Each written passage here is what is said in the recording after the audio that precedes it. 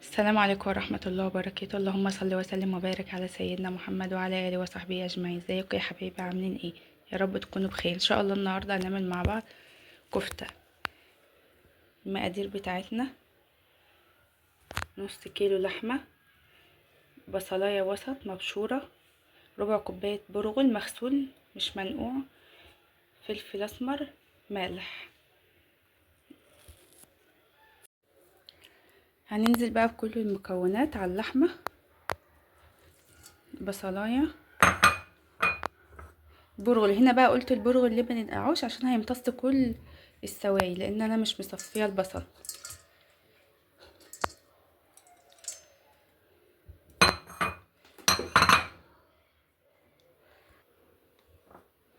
هنا بقى هننزل بكل المكونات.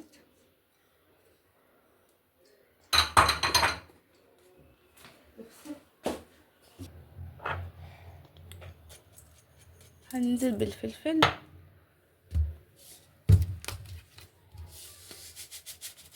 ملح،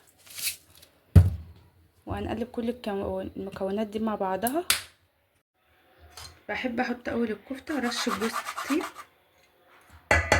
تديها نكهه وطعم حلو قوي. هنقلب بقى كل المكونات دي مع بعض لمده 5 دقايق لحد ما كله يتجانس مع بعضه، والبرغل والبصل واللحمه والتوابل، وارجع لكم تاني. كده بقى انا دمجت كل المكونات مع بعض اهي. كده كل المكونات دخلت في بعضها. هنا بقى هسيبها في التلاجة ترتاح نص ساعة، وبعد كده هبدأ اصبعها. هنا بقى انا بعمل صينيه الكفته. بحب احط تحت الكفته خضار، وساعات بعملها مشويه برضو عادي.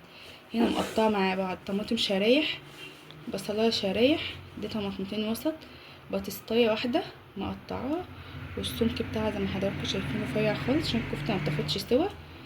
معانا قرن فلفل صغير متقطع شرايح، وقرن شطه صغير على حسب الرغبه. هنحط الخضار ده كله على بعضه زي ما حضراتكم شايفين كده.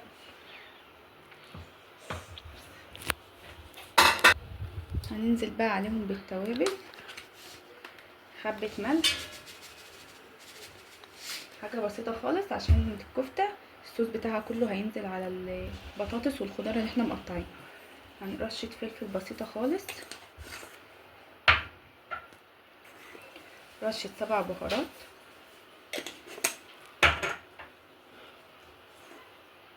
رشة كمون، بس كده. حاجة بس تدي البطاطس ايه طعم والتتبيل. هنحط لها نص معلقة زيت. هنقلب المكونات دي كلها مع بعض، نرجع لكم تاني. انا بقى رصيت الخضار زي ما حضراتكم شايفين كده. هنبدأ بقى نصبع الكفتة. ممكن انا هصبعها عندي سيخ شاوي هصبعها عليه. لو انت ما عندكيش المسن بتاع السكاكين ده هتصبعي، ما فيش خالص هتصبعي على حاجة زي كده، معلقة، شوكة، المتاح عندك. لا ما تجيبش بقى ايدك بس كده. هنجيب بقى مع بعض قطعة اهو على حسب الصباع اللي حضرتك عايزاه اهو. سهلة خالص، احسن ما تصبعها على ايدك.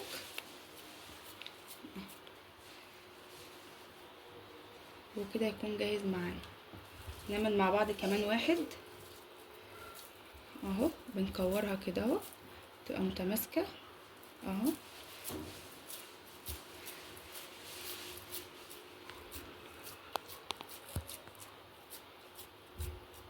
عايزة بقى تعملي شكل، بتعملي شكل كده زي ما حضرتك شايفة كده. هنخلص بقى كل الكمية ونرجع لكم تاني. كده خلصنا كل الكمية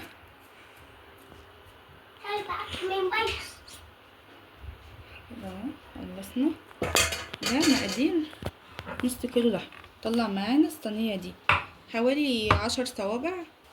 10 نص كيلو اللحمة عمل معانا 10 صوابع.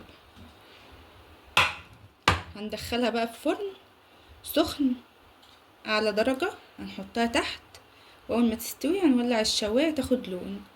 ولو عندك الفرن بيولع من تحت وفوق مع بعض شغلي فوق وتحت مع بعض، مبتاخدش ربع ساعه في الفرن. هندخلها بقى مع بعض الفرن ونرجع لكم تاني. كده بيكون شكل الصينيه معانا. يا رب تنال اعجابكم. لو عجبكم الفيديو ادعمونا بلايك وكومنت وسبسكرايب، واللي يجرب وصفاتي يكتب لي في كومنت. هنا بقى هندخلها الفرن اهو، ومولعين النار تحت وفوق. هنا جوزي عايز رز، عملت رز حبايه وحبايه. في بقى اللي عايز يعمل جنبها مكرونه، يعمل جنبها رز، يعمل جنبها عيش. كل واحد بياكل على حسب ذوقه بقى في الاكل. حطيت بقى معلقتين زيت وحمرت فيهم شويه رز، ولما اتحمروا نزلت عليهم بالرز، وهنزل عليهم بحبه ملح. هنزل عليهم بحبه ملح، هدوم تقليبه، وبعد كده تشوحوا بس مع بعض كده. اول ما يسخنوا ننزل عليهم بميه مغليه. ننزل بالماء المغليه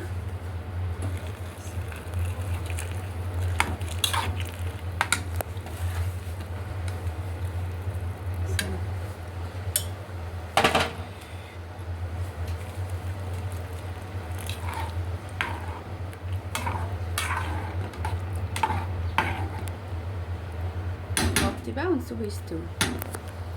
نعمل مع بعض بقى شويه طحينه جنب الكفته.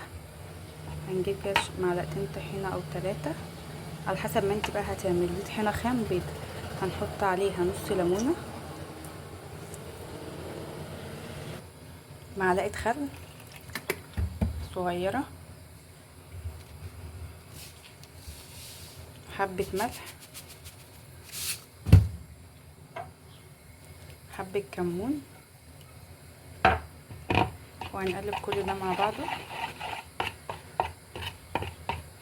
هندمجهم مع بعض. قلبناه مع بعض، هننزل عليه بميه سخنه دافيه يعني مش سخنه قوي، وهنقلبهم ونرجع لكم تاني. شوف كده بتكون الطحينه معانا جاهزه.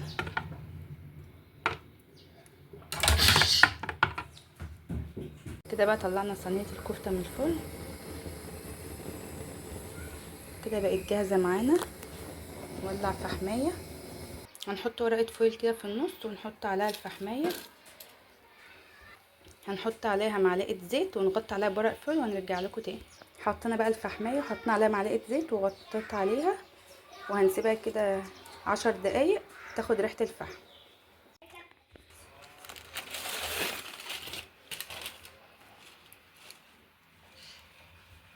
وبكده يكون اكلنا خلص. يا رب يعجبكم. كفته بجد وهم. حابين بقى تاكلوها برز بعيش، هنا مع جوزي بياكلها برز واحنا بناكلها بعيش انا وولادي. لو عجبكم الفيديو دعمونا بلايك وكومنت وسبسكرايب. استنونا في اكله جديده مع مطبخ سومة.